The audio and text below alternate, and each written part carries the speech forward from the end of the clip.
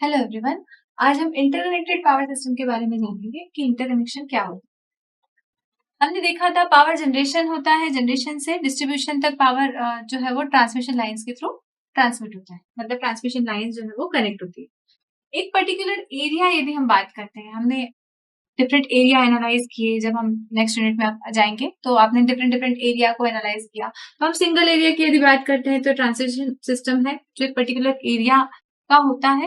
वो particular area जो कहलाता है वो उसका स्टेट कहलाता है, या उसको आप क्या कह देते हैं कि ये आपकी एक ग्रिड है। ठीक है, तो वो पर्टिकुलर एरिया कहलाता है आपका ग्रिड, या वो पर्टिकुलर स्टेट आपका कहलाता है ट्रांसमिशन सिस्टम, उसका कहलाता है ग्रिड। डिफरेंट ग्रिड्स जो रहती हैं वो आपस में कनेक्ट होती हैं। जैसे दो तीन ग्रिड्स यदि दो तीन एरियाज यदि आपस में कनेक्टेड है तो वो एक इंटरकनेक्टेड सिस्टम को फॉर्म करते हैं। वो क्या करते हैं, एक टाई लाइन के माध्यम से पावर को आपस में एक्सचेंज करते हैं। इसी को बोलते हैं आप इंटरकनेक्शन सिस्टम या इंटरकनेक्टेड सिस्टम। ठीक है, तो इंटरकनेक्शन क्या होता है, नंबर ऑफ एरियाज यदि आपस में कनेक्ट हो तो वो एक रीजनल ग्रिड फॉर्म करते हैं, वो आपका होता है रीजनल ग्रिड। और वो जो इंटरकनेक्ट आपस में जो कनेक्टेड है with the help of tie line, तो वो आपका सिस्टम कहलाता है कैसा, इंटरकनेक्टेड सिस्टम। जब नंबर ऑफ रीजनल ग्रिड्स, सारी डिफरेंट डिफरेंट रीजनल ग्रिड्स आपस में जहां कनेक्ट हो जाती हैं तो वो फॉर्म करती है क्या, नेशनल ग्रिड। ठीक है, वो नंबर ऑफ ग्रिड्स जो रीजनल ग्रिड्स है वो आपस में जब कनेक्ट हो जाती हैं तो वो एक नेशनल ग्रिड फॉर्म करती है। ठीक, तो इस तरह से हम एक सिंगल एरिया से लगा के, मल्टीपल एरिया से लगा के, स्टेट ग्रिड से लगा के, रीजनल ग्रिड से लगा के नेशनल ग्रिड की तरफ आते हैं। ये आपका एक प्लान्ड मैनर में जो रहता है इंटरकनेक्शन सिस्टम चलता है। ऑपरेशन पूरा पावर सिस्टम का जो रहता है वो इसी के थ्रू काम करता है। इससे हमारा सिस्टम जो रहता है वो सिक्योर भी रहता है और इकोनॉमिकल भी रहता है और रिलायबल भी रहता है। तो ये सारी चीजें होने के लिए हम इंटरकनेक्शन सिस्टम की तरफ, इंटरकनेक्टेड सिस्टम की तरफ आते हैं। अब ये कैसे हो सकता है, अभी देखें यदि इंटरकनेक्शन का एडवांटेज क्या है। इंटरकनेक्शन का एडवांटेज ये है कि इंटरकनेक्शन होने के कारण से हमें सिस्टम में जनरेशन की रिजर्व कैपेसिटी रखने की आवश्यकता नहीं होती। ये इसकी आवश्यकता को कम कर देता है। क्यों? क्योंकि यदि किसी पर्टिकुलर एरिया में पावर की शॉर्टेज हो रही है तो किसी दूसरी एरिया से with the help of interconnection system, interconnected system से टाई लाइन के थ्रू दूसरे एरिया से पावर को इस एरिया में लाया जा सकता है। यदि लोड बढ़ता है, किसी कारणवश सडनली लोड बढ़ रहा है या जनरेटर आउटेज की स्थिति बन रही है जिसके कारण से यहाँ डिमांड फुलफिल नहीं हो पा रही है, तो दूसरे किसी एरिया से पावर को टाई लाइन्स के थ्रू इस एरिया में लिया जा सकता है। तो ये हमारा इंटरकनेक्शन है तभी ये पॉसिबल है। विदाउट इंटरकनेक्शन क्या होता, हमें एक जनरेटर स्पेयर में रखना होता जो कि ready to perform, ready to operate होगा। और जब भी कैसी कोई सडनली लोड इंक्रीज हो रहा है तो हम, मतलब वो जो कैपेसिटी हमारी कहलाती है क्या, रिजर्व कैपेसिटी, हमें वो रिजर्व कैपेसिटी रखना होती है ताकि हमारा लोड जो है वो सप्लाई होता है।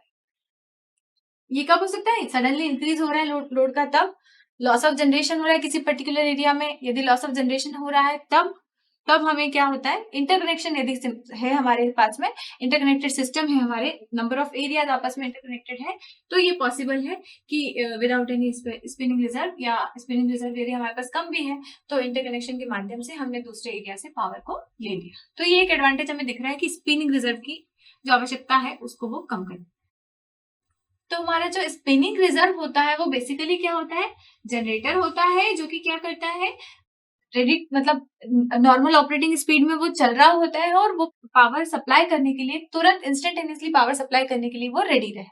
तो ये जो रहता है ये स्पिनिंग रिजर्व रहता है और उसको अवॉइड कर देता है। साथ ही साथ तो हमारा इंटरकनेक्शन क्या हो गया, हमारे सिस्टम को रिलायबल बना रहा है ताकि कोई ब्लैकआउट की स्थिति नहीं हो, कहीं इंस्टेबिलिटी दिखाई दे रही है या कहीं कुछ ऐसा दिखाई दे रहा है, कुछ पावर का अनबैलेंसिंग दिखाई दे रही है, तो वहां से वो आइसोलेट करके, उतने एरिया को आइसोलेट करके दूसरे किसी एरिया से सप्लाई दी जा सकती है। तो हमारा सिस्टम कैसा हो गया, रिलायबल हो गया, सिक्योर हो गया और इकोनॉमिकल भी हो गया।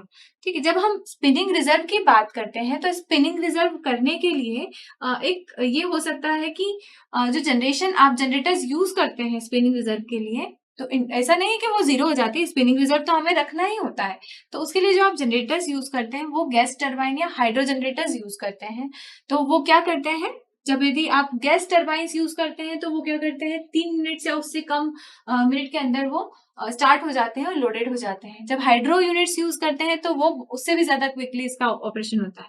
तो ये इकोनॉमिकल और ज्यादा हो जाएगा यदि हम क्या करते हैं, हर एक जनरेटिंग स्टेशन पे यदि हम स्पिनिंग रिजर्व को रखते हैं, तो उसकी बजाय यदि हम एक जनरेटिंग स्टेशन को स्पेशली इसी चीज के लिए, डेडिकेटेडली इसी चीज के लिए कि कर दें कि यहाँ पर कहीं पर भी यदि सप्लाई की शॉर्टेज हो रही हो, कहीं पर भी यदि हमें आवश्यकता है पावर की, तो वो वहां से पावर दे सके। तो ये ज्यादा इकोनॉमिकल होता है बजाय कि हर एक जनरेटिंग स्टेशन पर स्पिनिंग रिजर्व रखें।